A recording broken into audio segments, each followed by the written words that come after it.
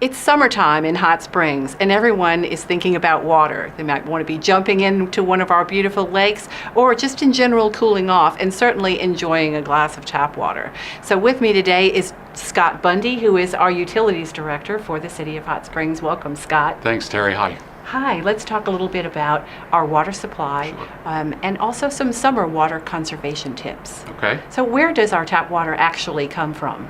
Well, we have two water treatment plants in Hot Springs. One is the Ouachita treatment plant, the other is the Lakeside plant.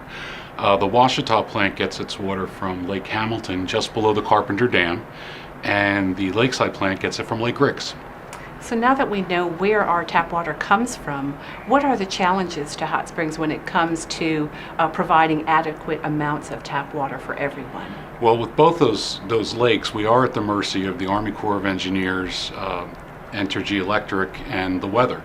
Ouachita is our primary treatment plant, and we all know that Lake Ouachita is controlled by the Army Corps, and it's mostly for flood control and electrical generation. So if they're not generating electric, or if they're not letting floodwaters out, we can run into some problems. As for Lake Ricks, when it's very hot, it's not resupplied with water from rain. So those are two of our challenges, which is why we're now looking at other options for water supply that are more reliable. So if we're looking at say a hot, dry summer, and residents may be asked to consider voluntary water conservation, what are some tips that we can share with them? Sure, most of it's just basic common sense. Instead of hosing off your driveway or your sidewalks, if you could use a broom.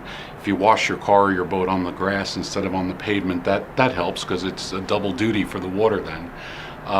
If you can limit the lengths of your showers, maybe how high you fill up your bathtub, and make sure you run all your dishwashers and washing machines with full loads. That helps a lot. All right, so there are common sense tips, and oftentimes we can learn from other countries about water conservation tips that are so practical. Sometimes we take that water supply for granted. Now, watering lawns is a particular issue in a hot, dry summer. What should we do when considering how often and how much to water our lawns? I know that everyone wants a green lawn. It makes your house look nice. It makes you feel good.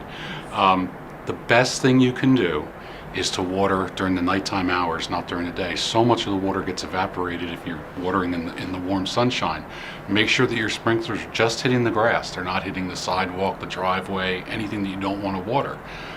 You could, at a local hardware store, get a hydrometer, which will tell you how moist the soil is down below. And the biggest thing, again, is don't water during the day. So those little tips can make a huge difference in water consumption. They can. When multiplied by all of our residents. Yes, ma'am. Okay.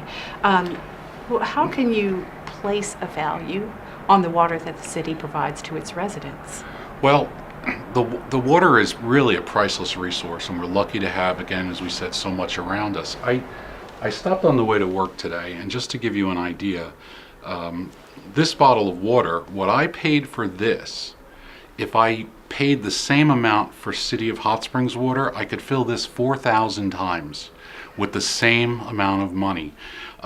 It might be worth it for people. If you want to buy one of these, that's fine, but then fill it up and put it in your refrigerator so that you can have it for a later time. Our water is tested to the highest EPA standards, and we've not had a problem. I think everyone can be very happy with the quality of the water they're getting from the city.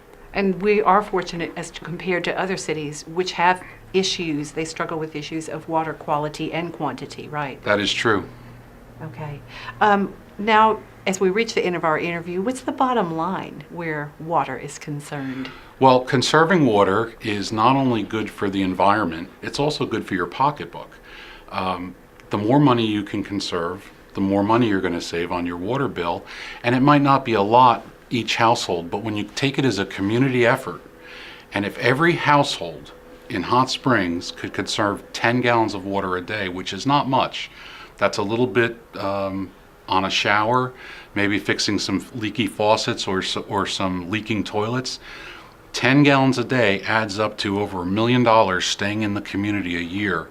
So that's money that stays at home and is spent in local stores and local shops, and it helps everybody. Certainly, and it's also helpful to keep in mind that our water service area is much greater than the city alone. I was just looking at the city. Yes, and so we do need to be very, very careful when consuming our water this summer. Thank you for sharing some tips that can be valuable to all of us. And next week, we'll join you with more city news.